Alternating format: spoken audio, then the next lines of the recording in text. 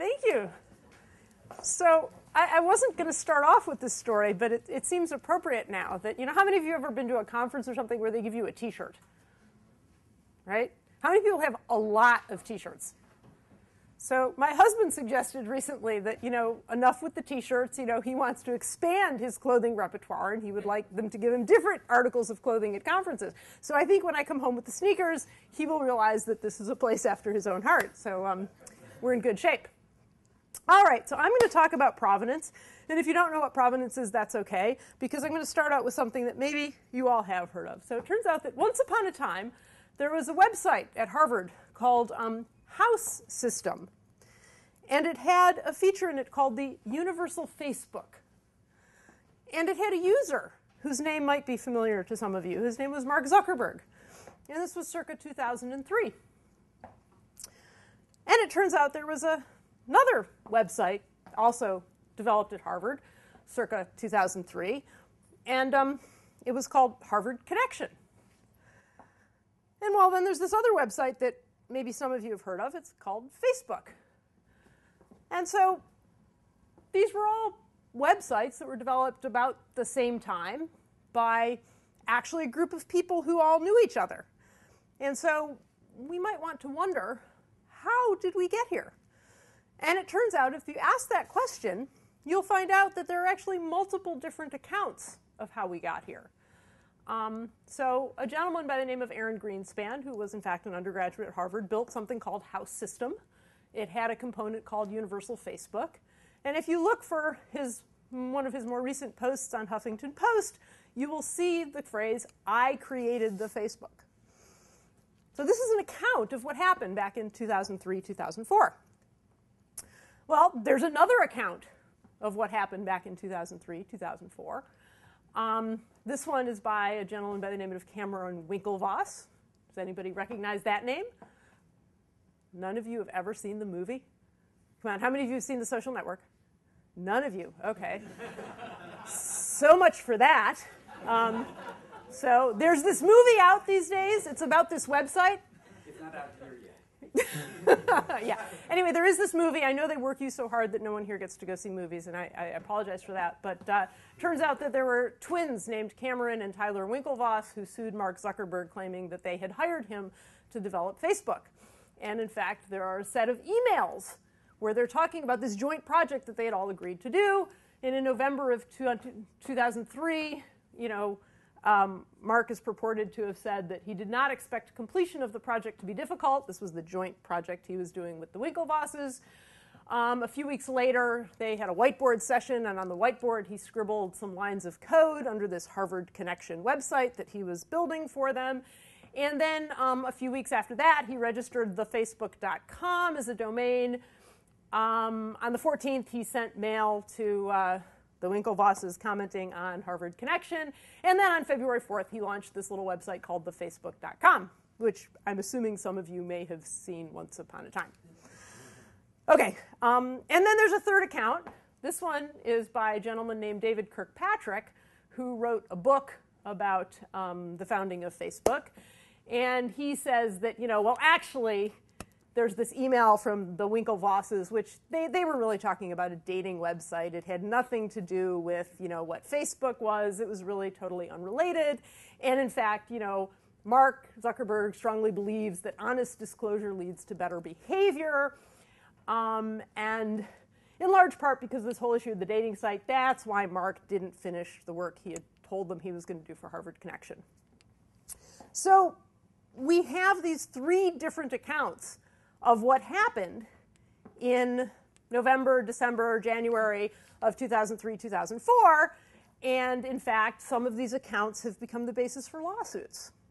And so you might ask yourself, well, how do we know what really happened? And so, if you're a nerdy academic, you go and you say, well, what does it mean to find the truth? And you end up at the Encyclopedia of Philosophy. And that explains that what you believe or say is true, it's true if it corresponds to the facts. Now, each of the individuals here have a set of facts, and what they describe actually corresponds to those set of facts.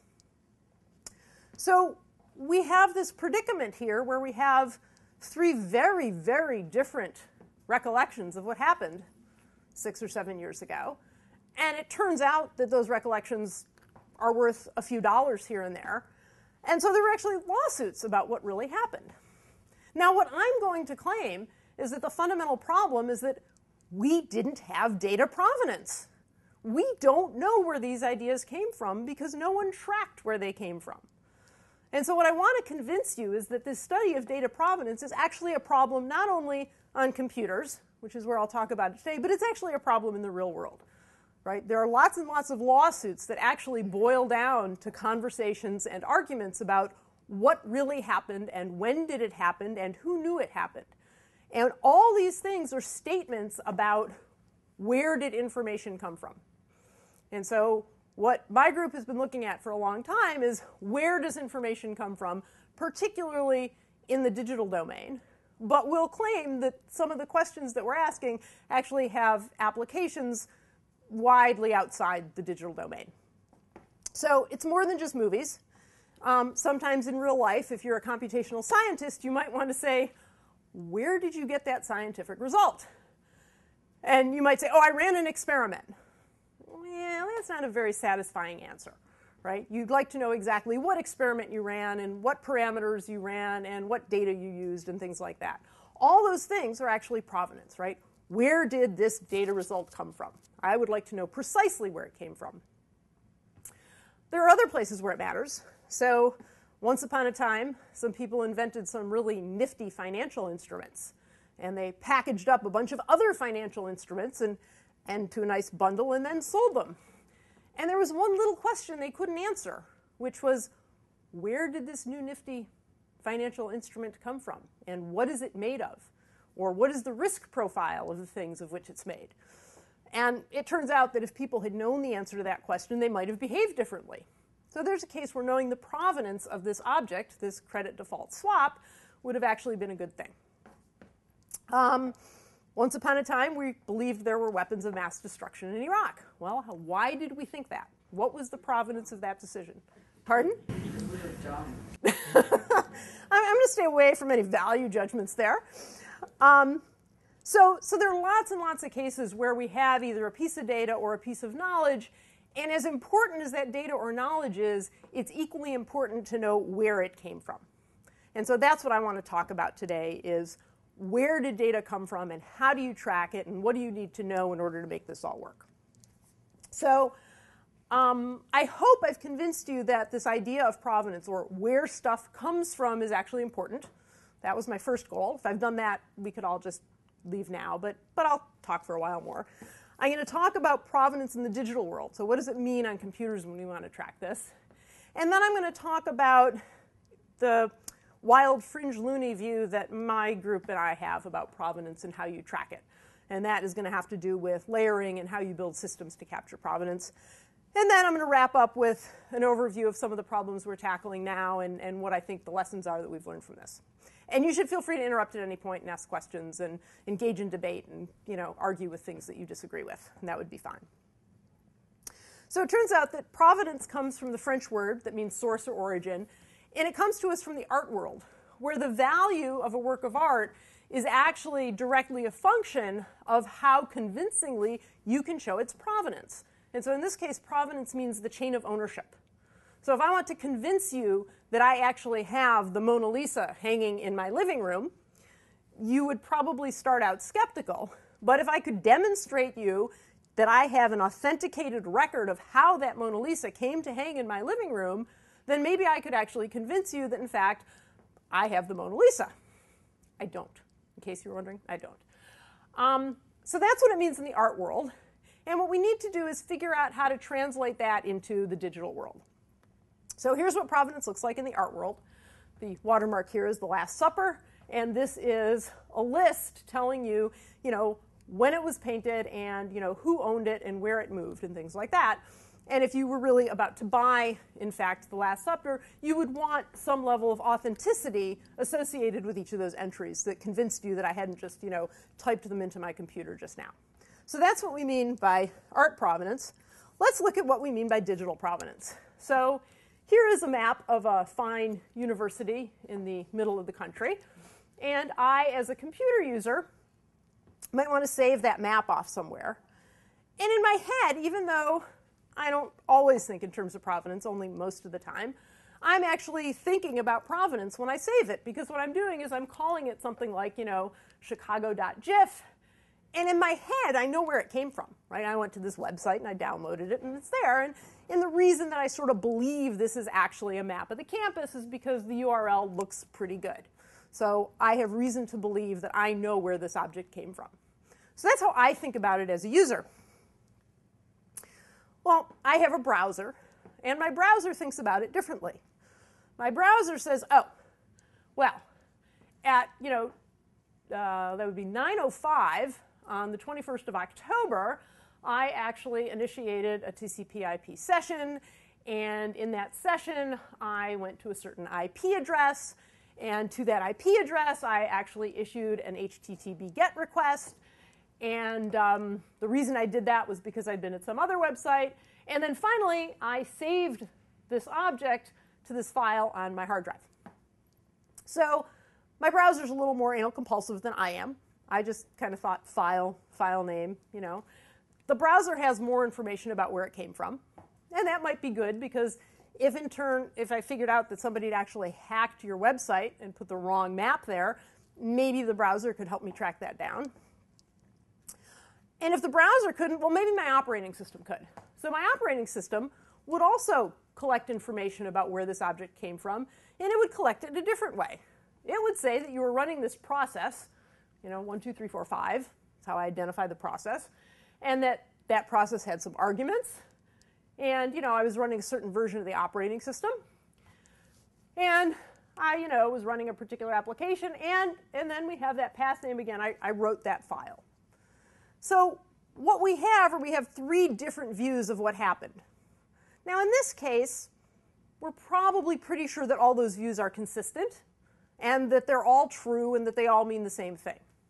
So this is a nice, easy case where you could imagine creating a little Provenance database where you keep track of who told you the information and what information did they tell you.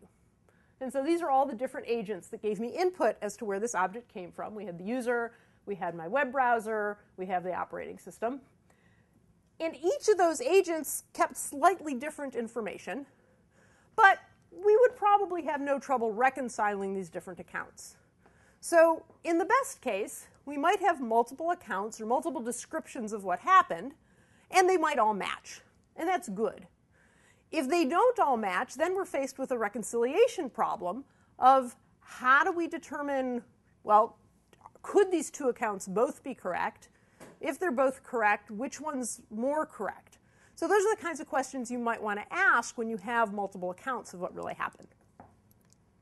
So it depends. So if I asked you the question, what is the provenance of this object on my hard drive, what would you tell me? Well, it depends who's asking the question. If I'm only asking it because I happen to look at my hard drive and say, oh man, wow, chicago.gif, I wonder what that is. Well, then I probably only care about my provenance. If, however, what I discovered is that when you try to open this file, it destroys everything on my hard drive, well, then I probably actually want to know something more about where that object came from. So the answer to the question, where did this object come from, is really a function of who's asking the question. So once you say that, then I'm going to make the claim that if you really want to be able to answer this question correctly all the time for whatever user asks a question, then we need this idea of provenance to be pervasive. We need everybody to care about it. Not just you, the user, not just my operating system, not just the browser, but in some sense, everybody. So that's the bad news. I'm going to claim that this is everybody's problem. So no matter what area of computer science you work in, this is your problem too. And if you don't believe me, come up after and I'll convince you how it's your problem too. So here's my view of the world. Or this is the world I believe we should live in at some point in the hopefully not too distant future, which is that all data should have provenance. Okay? You should never, ever, ever trust a piece of data anywhere if you can't ask the question, where did it come from? I'm going to let that sit for a minute, see what you think about that, and whether you agree or disagree. You're willing to, please fight back. But in some sense, you need to know where your data comes from, because that's going to tell you how much you should trust it. What that means is that everybody's got to create provenance. Applications should do it, operating systems should do it, users may want to do it, although I don't want to really give them the burden all the time, but if they want to, they should be able to add provenance. And if I'm going to collect all this provenance and then trust what it tells me, I need to worry about securing it, I need it to be queryable, and I need to be able to search it, sort of from anywhere. Now you might notice that this idea of secure and globally searchable are kind of contradictory. Okay? So I'm not going to talk a lot about the security, but I just want to whet your appetite why I think there's an interesting question here. So let's imagine that the object I created is the assessment of my graduate students at the end of the semester. So as a department, we sit down and we go through and we make sure everybody's making good progress. So, you know, I have my own opinions, but maybe I want to ask all the students in my group to comment on each other. But then at the end of the day, when I have a report, I would also like to give that report to the individual students so they get a sense of what I think they've done and how their peers have done. And you can imagine this in both, you know, not only a grad student environment, but if I were doing reviews of my employees. So it's pretty clear that if I want to give the document to the grad student, then he can read the data, and that's fine. But some of his peers might have contributed to that. And I probably don't want to reveal exactly who contributed what. Is that a fair assessment? So the provenance, i.e. where did this come from, who contributed, and what did they contribute, that part I want to hide. So now I have this problem where the data is accessible, but the provenance isn't. So I need to make sure that there's a way that I can allow you to ask questions, right? Did this review really come from my advisor and my peers? That's a fair question to be able to answer. Which of my peers told my advisor? Maybe not so much. So I have to be able to draw fine lines about what I reveal when I allow this data to be queried. Does that make sense? Okay. And once I have all this data, what I'm going to claim is that there are all sorts of fun algorithms we can do that are provenance aware. So there's already been work on provenance aware search.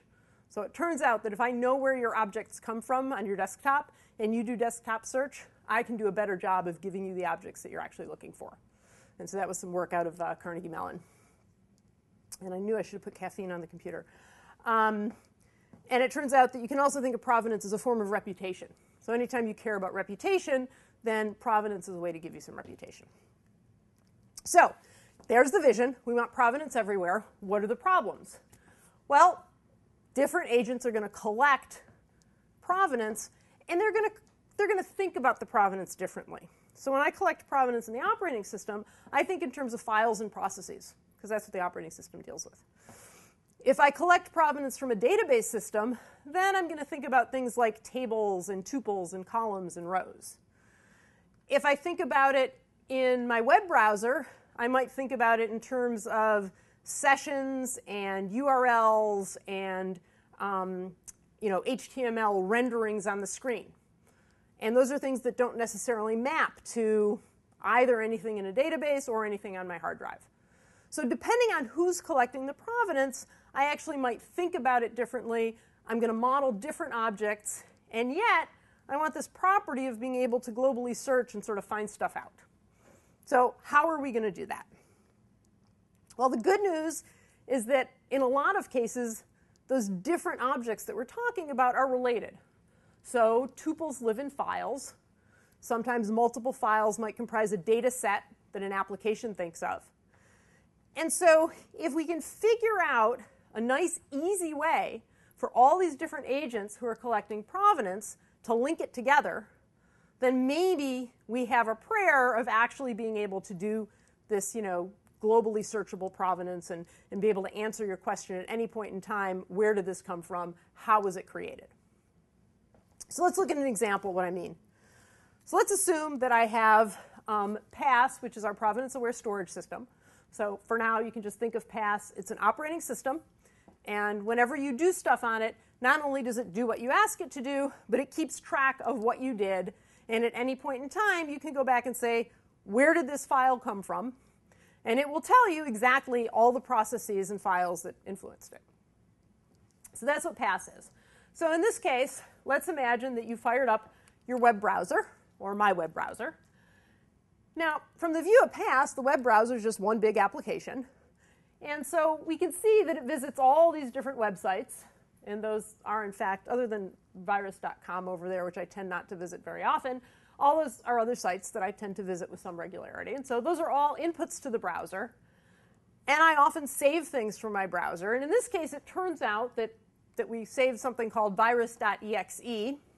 Maybe not the smartest thing I've ever done. And then somehow that got copied and put into another file called innocent. So on my hard drive, I have this file called innocent. And so that's what pass sees. Now, the browser, fortunately, is a little bit smarter. Because instead of just thinking of the browser as one big process, my web browser says, well, I have individual sessions. And what I can see is for a particular session, what happened? Well, I went to virus.com, and I downloaded the index.html page. And what got saved was this object called virus.exe. So now, if I look on my hard drive, and I say, where did innocent come from? Because it turns out it just clobbered my disk. Then what the operating system would tell me is, well, it came from a file, and that came from your browser. But once I get to the browser, I'm kind of stuck, because I have no way of knowing, well, OK, so it was a browser virus, but how did I get it? You know, which website was bad? And PASS really doesn't have any way of telling me that, because it just sees the browser as one big process, and the browser went to lots and lots of places. Does that make sense? Okay. Now, if I look over here, I don't know anything about innocent. That's some file system thing, and the browser didn't save it. So what's missing is some connection between the provenance that I'm going to capture in the operating system and the provenance that I'm going to capture in the browser. And so that's what we'd like to figure out how to solve, is how do we actually make that connection? Well, turns out that the browser is going to visit some other websites. So it's really running the exact same process over here. So there's all these different sessions. Whoops. OK. And so even though these two are representing the same process, there's different information in different places. PASS knows that this is the bad file, and that I want to track back. And the browser knows that this particular object came from a particular session that came from virus.com. Yeah? On the PASS side, you could use time information to do this, right? Maybe. Saved, when did you access a website? So if I had accurate timestamps on the browser of when I saved virus.exe, but let's imagine that what happened was I have 4 different tabs open. I go to 4 different websites. Then I go to one and save it. Might not be able to figure it out. So it's useful, but doesn't give me quite enough. OK? So we need to figure out a nice way to build these systems in a way that no matter what applications I build, I can somehow associate the objects and make this all work. Everyone knows what problem we're trying to solve. Yes? All right. So we call this layering because these different agents, the operating system and the application, are sort of running at different levels of abstraction. Right? The operating system is thinking in terms of files and processes. The browser is thinking in terms of HTML, sessions, and page renderings. So they're really talking about different things, and we need to figure out how to do it. And so the obvious answer is, well, we just create one big provenance database, and then we stuff everything in there. And that's sort of appealing, but it doesn't scale very well, because what it would require is that anybody who's ever going to contribute provenance has to agree on a global naming scheme. And it turns out that as soon as you say the word global naming scheme, most people roll their eyes and say, yeah, good luck. Right? No one's ever going to agree to a global naming scheme. So that's a problem. The other thing is that not only do I have to have a global naming scheme, I actually have to know how every other agent references their provenance so that I can point to it. So it's more than just having a global naming scheme. I have to have that scheme, and I have to be able to reference all those things in it. So that's sort of a problem. And that means that if somebody comes along with a new naming scheme, it's possible that everybody else in the world has to go and update their system to know about this new naming scheme. And that's a bad idea, too. So that doesn't work. So instead, what I'd like to propose is that we're going to let systems sit on top of each other. And the only requirement we're going to make when you sit on top of another provenance system is that you link your objects to some object in the underlying system. So in the browser case, when I save something to the file system, however I think about that thing, I'm just going to link it to something in the file system. Just one thing.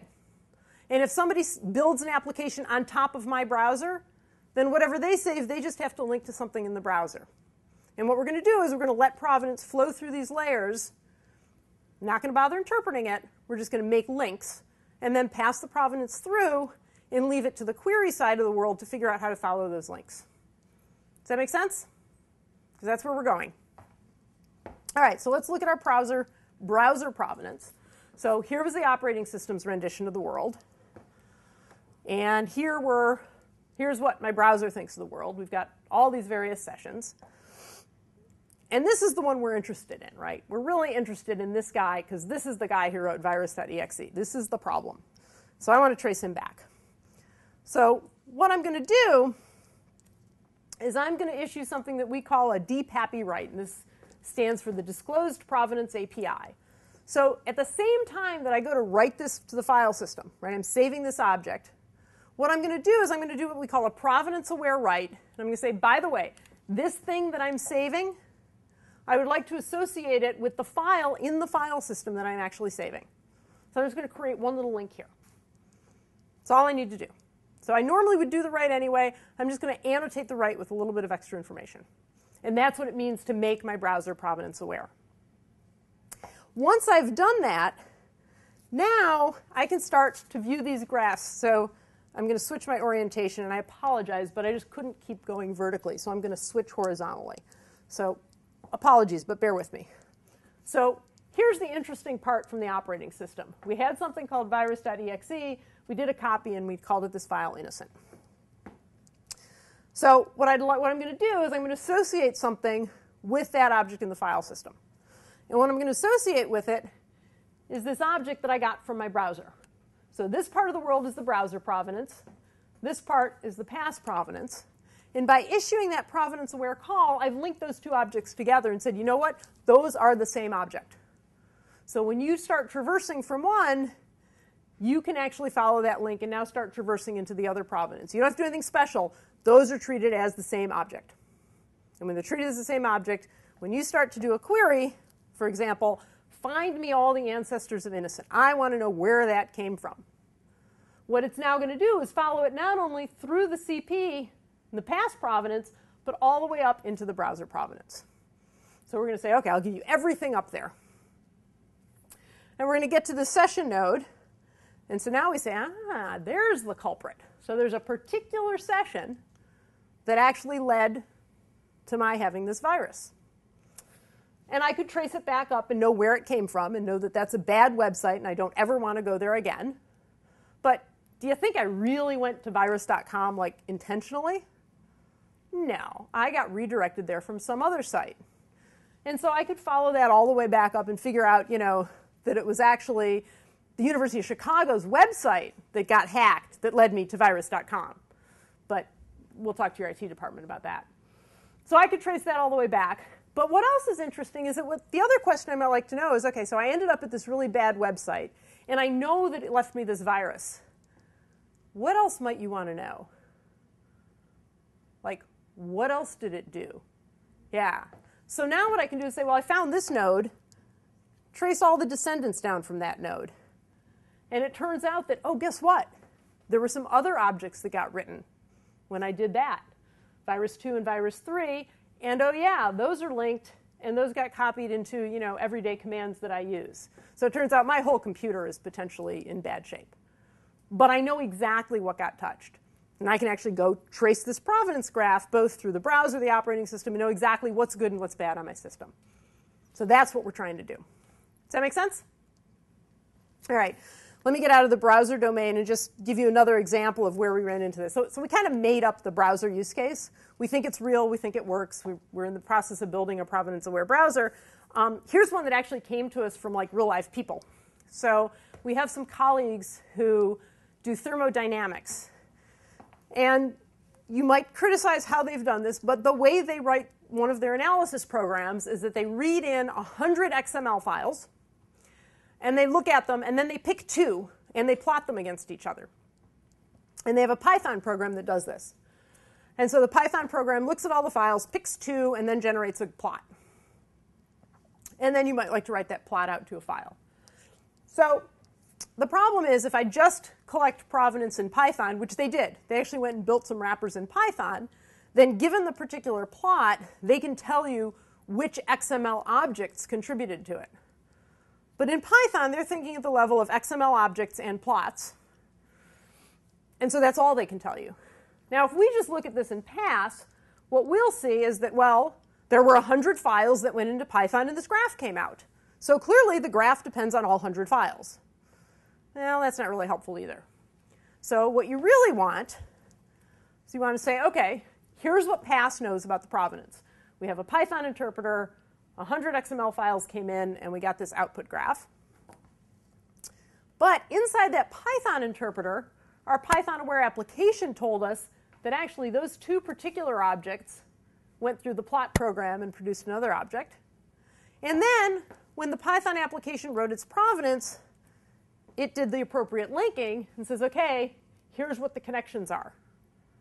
And so now, when I want to know which input files map to this file, now it's very easy. I can just follow it back and know exactly which two XML files contributed to the graph. Does that make sense? All right. So that's what provenance looks like in a digital world. So let's talk about how we actually do this and how we integrate the provenance across stuff. OK. So I've talked about a provenance-aware browser, and I've talked about a provenance-aware Python application. You can have a provenance-aware anything. The question is, what does it mean for something to be provenance-aware? And in our model of the world, it's actually very simple. All it means is that you're willing to release provenance to a layer below you, whoever it might be. It could be a language interpreter. It could be an operating system. It could be a database. But you're willing to send provenance off when you do stuff. And you're also willing to take provenance from somebody above you, right? Because the idea is we want these to stack arbitrarily deep.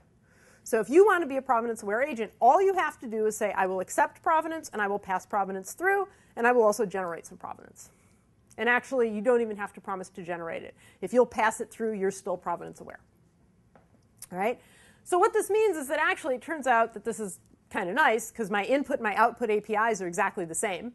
I'm just going to accept provenance and stream it through. So I only have one set of APIs to worry about. And all it really means is that I really only have to look at my input and output routines to join and play in this game. I don't have to look at the whole rest of my system. If I want to add more provenance, I might instrument other places. But at a minimum, all I have to do is look at my input and output routines. And that's attractive from the point of view of somebody who's actually trying to build a provenance-aware agent.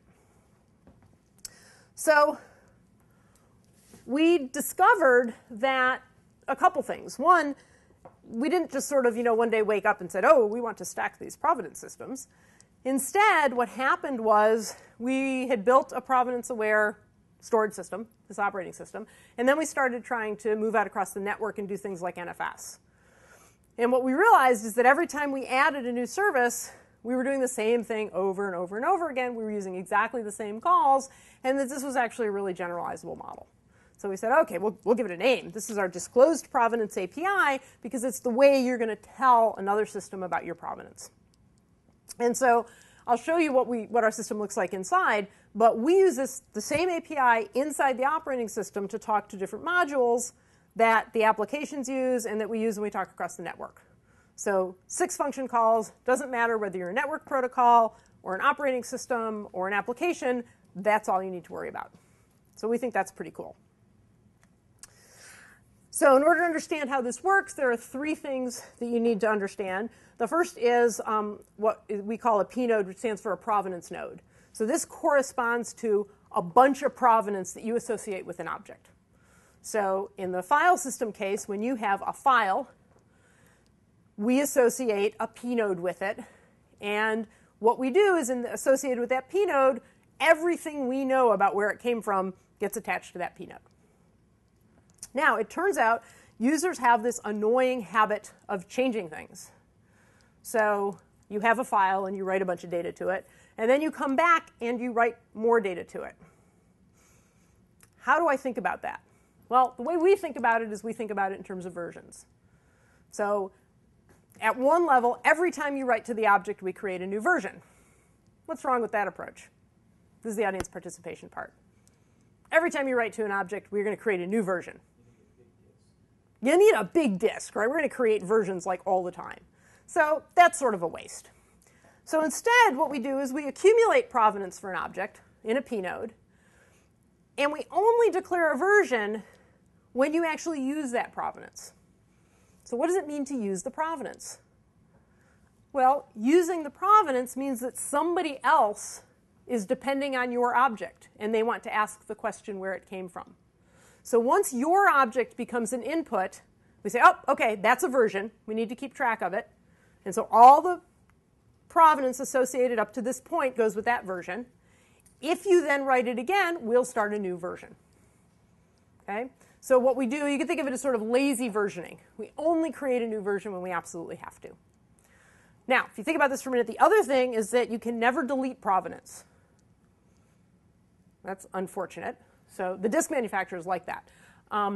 So there's a whole other research area which we call provenance pruning and compression, which is designed to address this problem that provenances grow only, right? You never want to change history, so you never want to change it or delete it. So we'll talk about pruning later. All right, so we have these P nodes that are collections of provenance. They are versioned. And so what does the provenance actually look like? Well, we think of them as very simple provenance records, which are key value pairs. So that table I showed you where we had the source of the provenance, but then we just had a key and a value. So this is complete and total chaos at one level, but it's complete and total flexibility at the other level. So what it means is that every agent can write whatever provenance it wants and interpret it however it wants. And the key thing is that you can either have whatever provenance you want, or you can create a cross-reference. And the cross-reference are these links between objects. So when you want an object to be an input to another object, you're creating a link. Okay? So that's what, don't fade on me. All right, so now that you know those things, here is how you make things provenance aware. So everywhere that you would normally go read something, whether it's an element from a database or a URL from the user or a file from the file system, instead of doing a regular read, you're going to do something called a pass read or a DPAPI read. And what happens is not only do you get the object back, the file descriptor, but you also get a P node back, a P node inversion. So now you have a reference to all the provenance that goes with that object. Okay? Similarly, when you want to write data, you can write whatever data you have. You can associate new provenance that you've created, or you can just pass along provenance that you got from somebody else. Okay? So that's read and write. Freeze is where we create new versions. So as soon as you feel the need, and there's some details about when we actually freeze. Now, sometimes you might want to create new objects out of thin air, right? So if you're the browser, you want to create a new session, you want to just be able to say, OK, I need a provenance object that refers to this session. So that's what you call make object for. You may want to then go find it later. That's what revive object is. So you can think of this as read and write calls on provenance objects themselves. That's what those two things are. And then sometimes you might want to make your provenance persistent, so you flush it out to disk. So it turns out that with these 6 calls, you can create all sorts of fun things. So you can create layered applications, and I'll show you a couple examples of that. You can do the Provenance-Aware Browser. You can solve the Python problem. And you can also run your operating system and go via NFS or even store your data in the cloud. And it's all the same API. And that's sort of the cool part. All right. So what I'll do is I'll now go into sort of how the pass system works and what it looks like inside and how that actually uses this DPAPI. So this is the architecture of our kernel. So this is a standard Linux kernel. And you can have regular plain old applications that run on it. And so they're unmodified. They're what we call they're regular applications. They're not provenance aware. So they will cause the system to collect provenance, but they're not going to contribute new provenance. So that's regular applications. You can also have provenance-aware applications. So those are things like our Provenance-Aware Browser that are going to add provenance to the pass system. And so what they do is they use a library called libpass. So as soon as you start talking into a provenance-aware system, all of a sudden you're using the DPAPI instead of your regular system call API. So libpass is going to use the DPAPI and send it off to the interceptor. And you can think of this as just a really, really simple layer that looks at every system call and says, do I care about this or not? So it's a really simple filter. And it turns out in our system there are only about 15 calls that you care about. Right? So anything that has to do with the file system we care about, and anything that has to do with process creation we care about. Or not just file system, but communication. So sockets, files, pipes, things like that, and then any process. Other than that, we can ignore the system call. So the interceptor just grabs the stuff we care about. And this part would be specific to a particular operating system. So you would have to write a different interceptor for Linux than you would have to write for Windows. But at that point, what you do then is, so you intercept system calls, and now you pass it off to the observer. And what the observer does is it takes a look at your system call, and it says, OK, based on what you did, I'm going to infer a provenance relationship. So if you are a process and you read a file, then what the observer is going to do is say, OK, you read a file, therefore that file is an input to your process. If you wrote a file, now I know that your process is an input to that file. So it's going to translate these events that happen at the system call API into actual provenance events. And so this part is actually completely system independent. So if you had a provenance-aware Linux and a provenance-aware Windows box, you'd need to write your own interceptor, but the observer should just drop in and be exactly the same. And similarly for everything below it. So now you've got these provenance records that are of the form, here's a key and here's the value. Maybe it's a cross-reference. Maybe it's just a piece of data. We're going to pass it off to an analyzer. What the analyzer is going to do is two things. One, it's going to get rid of duplicates. So we talked about the fact that we probably don't want to record a new version on every write. Well, we don't even necessarily want to record every single write. So if the same process wrote to the same file 100 times, I suppose I could have 100 provenance records that say this file, is an input to this process, but I really only need one. So what the analyzer is going to do before it disappears is get rid of duplicates. And then the other thing it's going to do is a dirty little secret called cycle detection. So it turns out that some people write programs with loops. And it turns out that this can be really irritating if you're trying to collect provenance, because you might find that you both read and write the same object. And if you don't do anything clever, then you get cycles in your provenance graph, and that's a bad thing. So the analyzer uses versioning to get rid of cycles. So again, and all the way through, we're just going to use the same DPAPI API, which is here's some provenance, take it and pass it down. Goes through the analyzer. Then what we do is we write it to our file system, which is called lasagna, because when you start out with something called a provenance-aware storage system, or a PASTA, and you add layering to it, they tell you that it's then lasagna. I'm sure this happened one night at like 3 in the morning.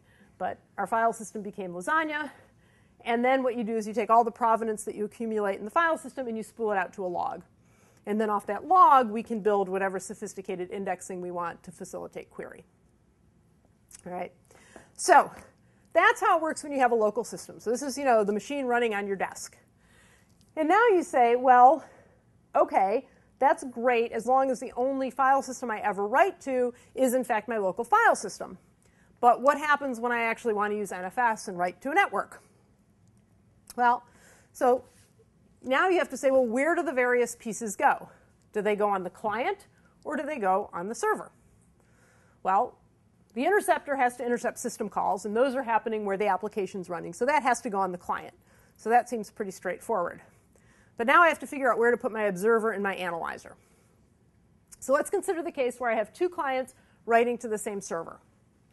Say, OK, well, the clients can do the interceptor, and they can actually translate those calls into provenance records, so we could put the observer there. But where does the analyzer go? Right? Where's the only agent in this system who actually knows everything that's going on and can break cycles and do duplicate elimination?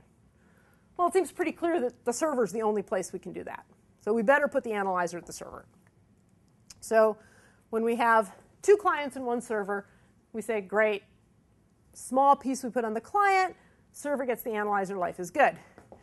And then an annoying user comes along and says, well, actually, my program uses data from two servers. So now what are you going to do? you say, well, clearly I need to put the observer and an analyzer up there because Mary might run multiple processes. But, I think I actually am going to need, whoops, back up. I'm sorry. So at this point, Mary's client is the only machine that really knows what's going on and what the relationship is. So we say, well, I need the analyzer at Mary's client. You say, well, that's unfortunate because last time you told me it was at the server and now you told me it's at the client. Well, guess what? Turns out that we actually have to put it in both places. You go, oh, that's really unfortunate. Then you go, but wait a minute. It doesn't matter because analyzers just talk DPAPI just like everybody else. So if I have to stack multiple analyzers going from my client to my server, it's OK. I can just continue to pass the provenance through. So this is sort of one of the insights that says, oh, OK, once you have the same API and you can stack it arbitrarily deep, then it doesn't matter. You can talk across the network. These guys can then talk to some other massive storage system, and they can just send their provenance off as well. And it all just works because we're all speaking the same language without having to agree on any kind of naming convention. All we have to do is associate our objects with ones the layer below us. So you can build all sorts of fun systems this way. So here's what PAS looks like. You can have regular applications and Provenance-Aware applications. They both talk to the main PAS kernel, and it talks to NFS. Yeah? Good question. So you can follow things, and you have these spin-offs, but the information is not all of the file. Right. So the information is also scattered throughout the provenance tree. And on all these computers surviving. So this is a great question. So this is when you do a query, what's your query model? So our model of the world is, in fact, that if you want to trace provenance back, you, in fact, go back and get the provenance from the sources. So yeah, if computers are down, you might not get an answer right away. But you could think of that as what happens when you go back to a bookmark that you had on the web. If that web server's down, your bookmark's no good. So you can think of these references like bookmarks. Well, but I'm more thinking like if you're doing science, you might have a piece of equipment they use to collect data. Right. And then you record it on tape, and that equipment is gone. And I mean, OK, so you certainly don't want to require that the data stay in one place. So in the scenario, if I have a camera and the camera's sending data, I could keep all the provenance on the camera. But when I build the software in the camera, I might choose instead to send all the provenance through, not just the reference, but just funnel all the provenance through. I have the choice to do that. I don't have to. Right? I can either say, here's my reference, come get it when you need it, or I can say, here, take it all. And so in some scenarios, clearly I'm going to send it all. But if you think about the send it all model, it breaks down at scale. Right? If every time I process a data object, I have to send all its provenance, then you get cases in their existing databases where the database itself is a couple hundred megabytes and the provenance is 6 gigabytes. So if I had to send that every time somebody took the data, that would probably be suboptimal. So I have the choice to do it, but I don't have to. Does that make you feel better about it? No? A little bit? OK, good. All right. So this is the NFS one. Here is one that we don't quite have all the pieces for, but it sort of works. So we have Python, Provenance-Aware Python applications, this one with the XML wrapper, the XML files. You could imagine building a library that's Provenance-Aware, and we sort of almost have one of those. You could even imagine having a fully Provenance-Aware Python interpreter. So every time you perform an add in Python, it actually knows where the two operands came from and can track at that fine level of detail. And then you could send that through to PAS and put that on NFS. And now you have a stack of like 5 different modules that are all passing provenance back and forth. And we actually think we're pretty close to this one. There's a fellow at Stanford, Philip Gao, who has a memoizing Python interpreter, which is basically collecting provenance. So we're going to see if we can hook that up between our Provenance-Aware application and our Provenance-Aware storage system and see if we can really make it work. So that'll be kind of cool. So the advantages here, a new one that I don't have here is that it actually gives you the flexibility to decide whether you want to keep all your provenance locally or actually ship all of it out with your objects. So you can do that. Because of these connections, it gives you the ability to query across layers without really knowing anything about the details of the layers. I can just traverse links without knowing what the attributes are. I can say, give me all the attributes. I can look for particular attributes. But I can still query the structure of the provenance graph, which is what most of the queries tend to look like. And as a user, I can use the name that's meaningful to me. So if I want to think in terms of the URL from my browser, well, I can get to that. If instead I want to think about particular tuples in a database, I can use that naming as well. So when I issue queries, I can issue queries in whatever my native language is. And then this linking gives me the automatic association between the different layers. And the data model is completely extensible because we don't pay any attention to it. All right, so let me wrap up with what are we doing now that we have built this system. So querying is actually kind of interesting and kind of hard. So graph query is one of those problems that everybody knows is awful in things like relational databases. People tend to use RDF and Sparkle-like query languages, and those sort of break down in a model like this where you have arbitrary numbers of edges that you want to traverse. So we've gone off and built something we call the path query language, which is pronounced pickle. And it uses a semi-structured data model. It looks a little bit like the LORE query system from Stanford back in the late 90s. But it lets you do things like give full regular expressions in your paths. So you can say, find me everything that emanated from virus.com, and everything that came off of that, following all the links. So we have the query language. It works with sort of our own past data. It has a fairly well-defined API to the back-end database, so we can sort of tuck any database under it. And we are in the middle of designing an update language for it, which we don't need for provenance because you don't get to change provenance. But if you want to create graphs to return to the user, then you might want to be able to link things together. So, somehow we got into language design, which is not my strong point. Then there's another really fun question, which is when you say, show me the provenance of this object, what does that mean? So it could mean, well, it was a result of a copy. Well, that probably isn't very interesting. You might want to go back a little bit further. On the other hand, if you say, where did this object come from? And I start by saying, well, 3 years ago, you installed Linux, and then, you're going to get bored pretty quickly and leave. So that isn't the answer you want. So somewhere in between those two extremes, there's actually the answer you really want. But asking you to specify that in any clear way is actually mean to our users. And so we asked the question, can we figure out how to do this automatically? And the answer is actually yes. So we've developed this metric called ProvRank, which you can think of like PageRank. So PageRank is the thing we use on the web to figure out how important pages are. ProvRank is a metric that we use to describe how common is this object in the provenance of all the objects in the database. So, Linux is not a very interesting object because it's in everybody's lineage. So chances are you're not interested in that. So the more ubiquitous an object is in the database, the less likely you are to actually care about it. And so ProvRank is a way that we actually measure that, and we have a companion subrank, which is very similar. And what we can do is we can actually use that as we query and figure out when to stop giving you objects in your ancestry. And it turns out that in most cases, that corresponds exactly to a domain-specific oracle where you know exactly the answer you want. So we've got some very recent work on that that's kind of fun. I alluded to the security problem earlier. Provenance is actually really, really sensitive data in some cases. Compiles, maybe not so much, but medical records, right? Provenance is actually really, really important, and yet it can be really confidential. So we need to figure out how to secure that.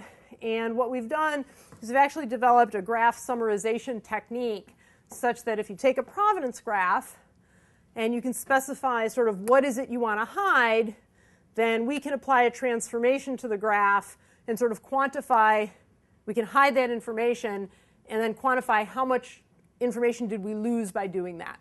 And so that's sort of active work that we're trying to wrap up right now. I've been having this sort of bee in my bonnet that the data that we collect for provenance is actually a superset of pretty much every logging-based systems paper that's been written in the past 10 years. So there's a class of paper in the systems community of the forum, oh, we modified our kernel to collect data blah, and now we can do something, right? So in one case, we collect information flow in the kernel, and we use it to enforce security. Well, what they call information flow, we call provenance. It's the same data.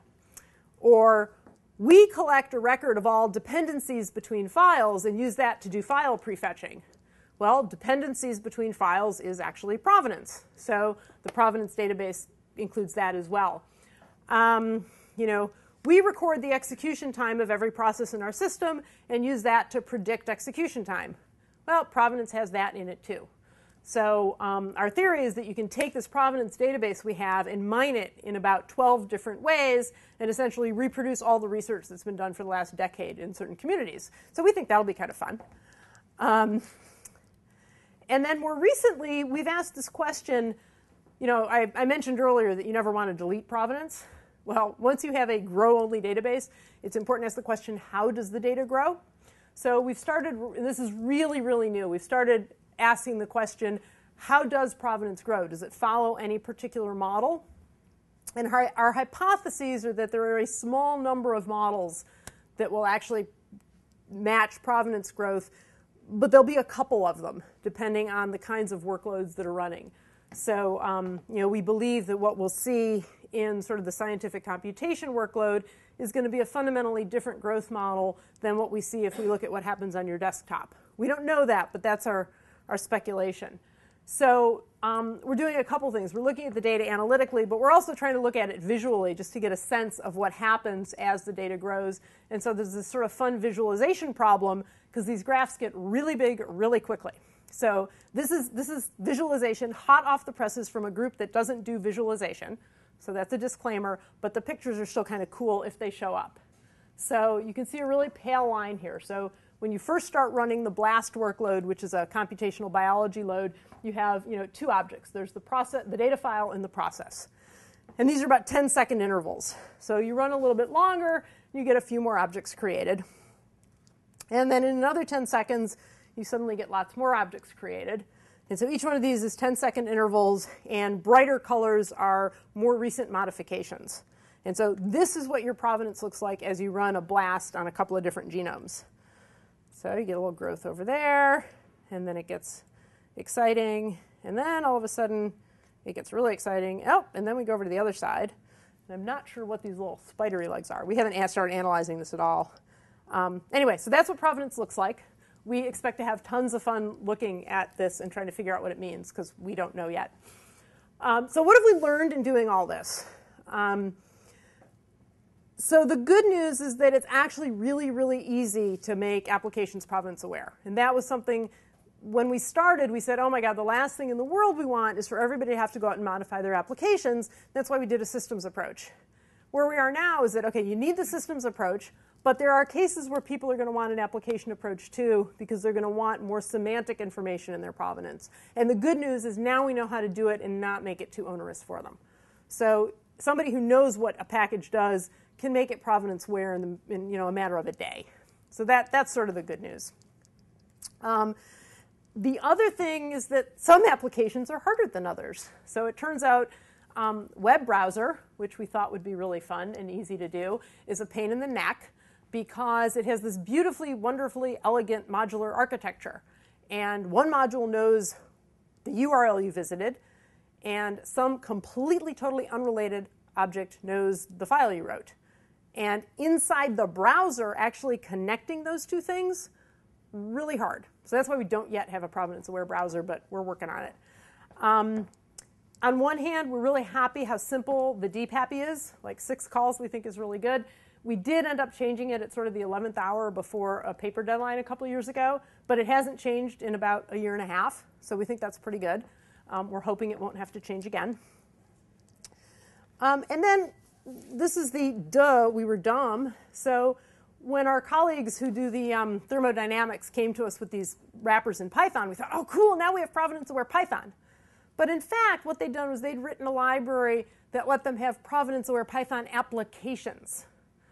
Actually, having provenance-aware Python is very similar to building a provenance-aware operating system. You have to go in and actually muck with the interpreter, because that's the only way that you can track, what the real results of an ad are. So we don't have a provenance-aware interpreter ourselves. We're going to try to steal somebody else's, but we do have provenance-aware applications. And so realizing that distinction, once we figured it out, it was sort of like, duh, but it took us a while to figure it out. So we think we're on a start to sort of making it possible to have this ubiquitous provenance. We were hoping initially that once we had a provenance-aware storage system, that would be the end of it and we'd be done. But in fact, we really do believe that you're going to have to do provenance at other levels because you want other semantic information that we just can't figure out at the operating system.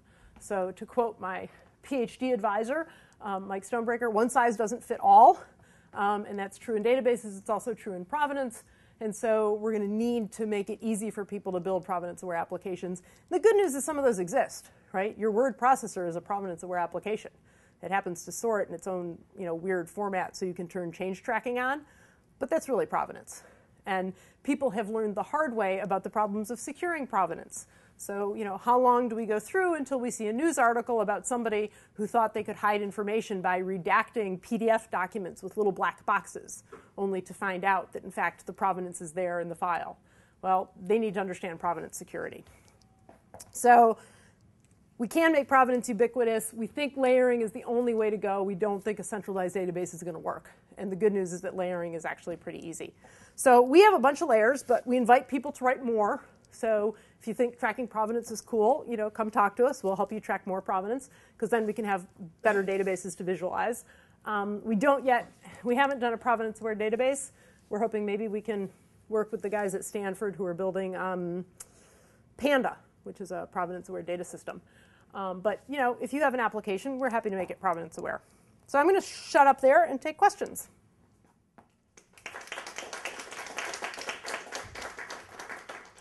I want to go back to Pedro's question. To which? To Pedro's question. Yes. So your answer was, well, if you have an instrument, you can just send everything through and store it elsewhere. Yep. It seems to me that the problem is somewhat different than that. So I'm a scientist. I'm at University X. Yep. University Y wants me. Yep. I pick up my whole lab, including all of my data, not necessarily my machines, and I go to a new place. Yep. Anybody using my data, those machines are no longer available. The access to that provenance is no longer available. So it depends on how you describe your references, right? So if you describe your references to your objects in terms of a particular IP address on a particular piece of hardware, then you're right, that's a problem. And so that actually gets to the naming question. There's sort of a saying in systems that everything comes down to naming, and this is no exception. So I would claim that the right way to do your references is that you have a name for your data set. Ann's data set as of January 27th for this telescope, right? And so as long as I can find your data set, then I should be able to find your provenance. But tying it to a particular physical machine, not such a great idea. Then you have the usual naming problem, which is you want a global namespace. You want a searchable namespace, I would claim. It doesn't have to be a global namespace. It has to be a way to find it. There are many ands in the world. Yes, there are many ands in the world, and so we could set out to solve the naming problem and are choosing not to do that. So what I'm going to say is you get to name it however you want, and if your name collides with somebody else's, then there's a problem, and we'll deal with that manually. But as long as other tools like Google exist and I have a chance of finding what your name refers to, then I'm willing to live with that for now, because I'm not willing to bite off the global namespace problem. So I'm just going to use somebody else. I'm going to go one more step. Okay. So I die. That would be very sad. Some students happy. And my lab just goes away. Right. Now all this data. If the data's really gone, the data's really gone. You bet. So that's a great question. We do think about what happens when data goes away. I'm kind of a frame of mind that data shouldn't go away, right? I think the whole cloud thing is a good idea. So yeah, we're not going to solve that problem. There are, so the question is, before you die, I, as the consumer of the data, get to make that decision. And I think that actually matches how people do this in the real world, right? And that when I cite a paper, I cite its archival form, and if the journal goes away and the copies disappear, then nobody else can get the paper either. But that's happening less and less. So I'm willing to use that as a model for reference. So the question is, do you have to make that decision at the time that you use the data? Because that means... If you want to be really safe, probably. But, when I cite a paper, do I save a copy of the paper I'm citing? Never. Right? depends on what you're doing with the data. Yeah. No, I think that's right. At the time necessarily, no. I think that's right. But I think we do that all the time without thinking about it right now, right? So when I cite a paper, I never keep a copy of the paper. And I trust that ACM is going to be around and will have the paper. But some of the papers I cite, aren't, they're white papers. They're technical reports. They're on corporate websites. And sometimes they actually do disappear. What does that mean? I have a dangling reference. So if it were a matter of life and death, would I trust my citation to a dangling reference? Probably not. In the normal mode of my publishing, do I trust my citations to a dangling reference? Yeah, I do. And am I right or wrong? I don't know. But I don't think the problem's fundamentally different. I think it really is the same problem, and people are going to make decisions, and we'll have decisions on all over the spectrum. And until we have a library of data, I don't think there's going to be a good answer. Right? If we had a library of data, then maybe we'd have a good answer. But we don't have one yet. And that's a different problem. I know, it's unsatisfying. Yes. It is. I agree. Yeah. Is there a problem in somehow having the provenance of provenance? Yes. It's turtles all the way down, and it's provenance all the way down. So you're absolutely right. There are many cases where we start to solve hard problems and we go, oh my God, we're at provenance of provenance again. So it's a very real problem. I scratched it just a little bit without talking about it when I added that source column of where did the provenance come from. And so we've had to make a decision. We come back to this about once a year, and we always flee in terror. So up until very recently, we just ignored it completely. We sort of knew it was there and we ignored it. Recently, we've come out with, we've sort of said, okay, we're going to let you attach a source to the data, but we're not going to, and if you have some way of authenticating that, you want to give us a key with the source, that's fine, but that's sort of where we're drawing the line. But if you don't draw the line, then you have an infinite recursion problem, which is that, okay, where did this data come from? Well, it came from Anne. Well, how do you know it came from Anne? Well, somebody told me it came from, and you can drive yourself crazy. So we've drawn the line saying we will identify a source, we will let that source, prove itself in any way it sees fit, and we're going to draw the line there. But you can draw it wherever you want. It's a great question. Yeah. So I have another question. Basically, it seems that many times you stretch the problem of growth of provenance. Okay, so of which?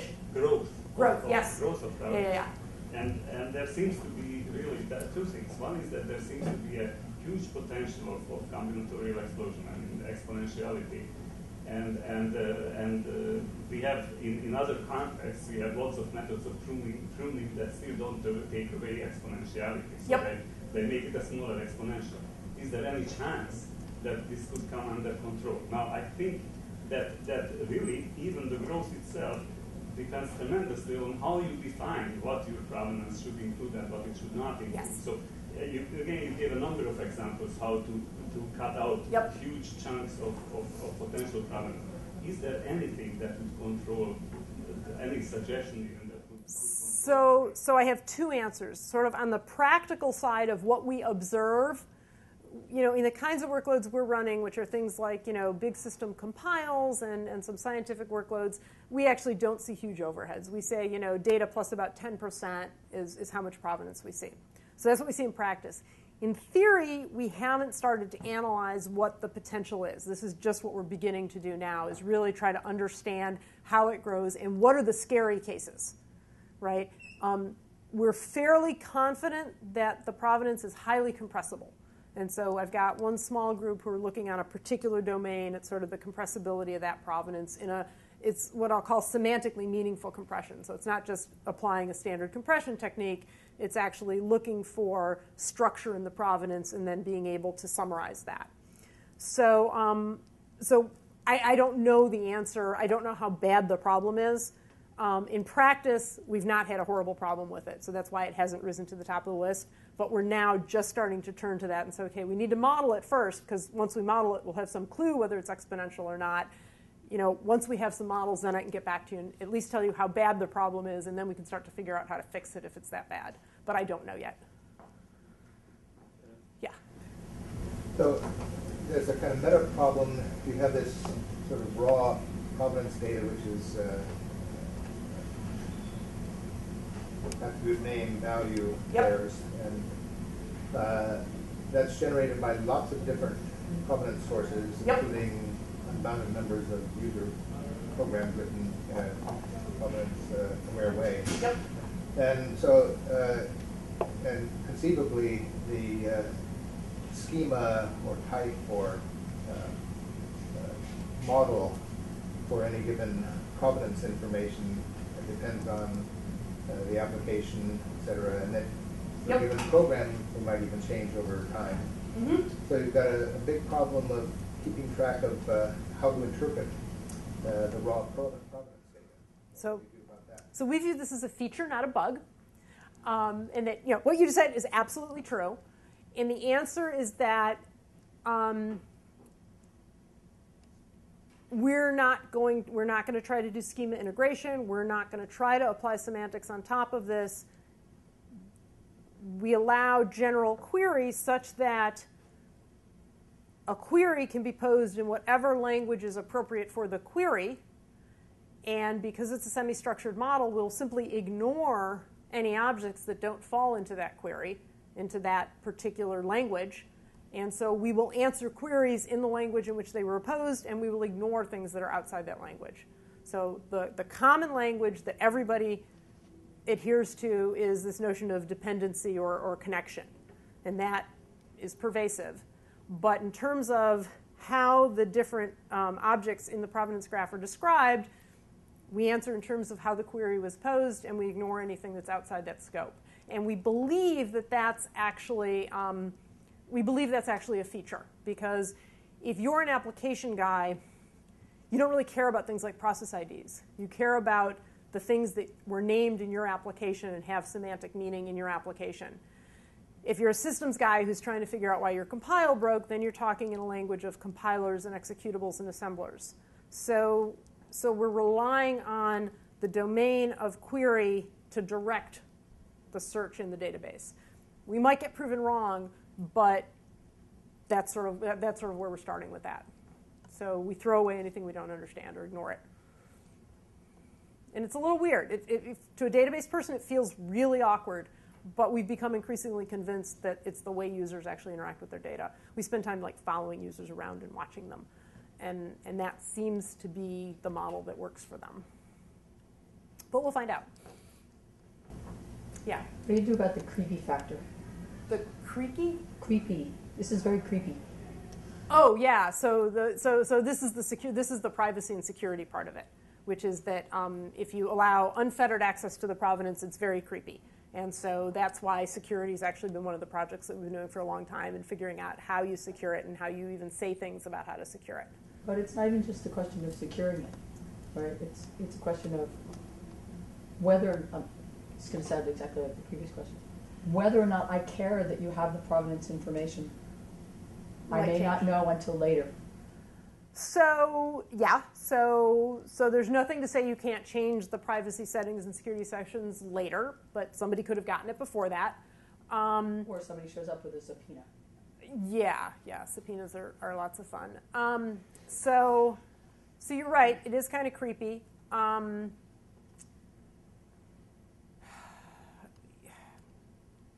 Where do we come down on this? The answer is that, at one level, we're creating mechanism, we're not dictating policy, and that's sort of a cop-out. At the other level, it's absolutely clear that you can't guess a priori what the right privacy settings are, right? So I sort of gave you the review example where data's open, provenance isn't. But there are examples where it's exactly the opposite, where the data is actually private, but the provenance isn't. So, the president calls together a panel of experts to produce a top secret report. The report is absolutely unavailable to the public. However, they can know the document exists, and they can know who contributed to it. So they know the provenance, but they can't know the data. So once we realized that there was no a priori relationship between how you protect the data and how you protect the provenance, we said, okay, so we can't predict up front what to do. The best we can do is allow, either on an application level, an institution level, a scale level, you define what your policies are, and that's what we'll answer. And so if your policy is, nobody knows anything about my data other than it came from me, then that's what your provenance looks like to the outside world. And if you told the New York Times first and then covered it up later, sorry, we didn't mean to do that. Yeah. Have you considered adding sort of measures of relevance of the source? Okay, so I mean, like in scientific papers, I mean, there is one key reference or two, and there are 35 which are just mentioned in passing. Yeah. So the answer is yes. We've thought about this. We're actually right now. I'm working with some folks on using. Essentially, I got to get the right words out here. So what we're doing is we're trying to consider machine learning algorithms that work on data from multiple sources with different reputations. And so the idea is that the provenance will help us establish reputation. And then you want to work it both ways, right? So you want the learning algorithm to be aware of the provenance of its input sources. But then based on what you learn, you may want to then go update the reputation of the input sources. So we've thought about it. We think there's huge potential. Do we have any answers yet? No. The related question would be that your object might have many components, and the components themselves have different sources. Do you somehow, when you talk about the entire the full object, its provenance, you just take the union and you just take all the provenances of what? Well, so again, this gets down to what layer are you collecting the provenance and whose provenance are you talking about? So if we go back to the Python example, right? So at a high level, the provenance of this output was all 100 XML files, and that's all I know. Now, once you look inside the Python, the actual program, you realize that there are direct connections. So the question is how you pose the query and which layer you're looking at. So we can't know a priori that you don't care, right? Because maybe the reason you chose those two files was because of file 50 in the middle. So we're not willing to throw that data away, but if you ask it at a particular level of granularity, you'll get the question at that level of granularity. So, we're still in the mode where we don't throw anything away because we don't know. We may back off from that as time goes by. Yeah. Do you have problems with synchronization and clocks when two people refer to the same object and you would want to know who referred to it first? So we haven't encountered that yet, but that's not surprising given the small sample size. On a single system, then you've got a point of contact. Now, when you talk about a distributed system, there's a point of, there's still whoever's writing the actual provenance is in some sense a point of synchronization, and they are going to impose an order on it. Now, what happens when that order's not right? So I think the answer now is that we don't ascribe any value to the ordering, so it doesn't matter if you get it wrong. You could certainly imagine applications where you would care. And in those cases, we or somebody else is going to have to do something smarter, and we don't do that now. Which it's a very timely question. We just started studying replication in the course I'm teaching right now and maintaining synchronization and ordering. So it's perfect timing. So we don't answer it right now. But we don't use it and we don't address it. But I could imagine absolutely needing it. Vector clocks are my friend. Any other questions? All right.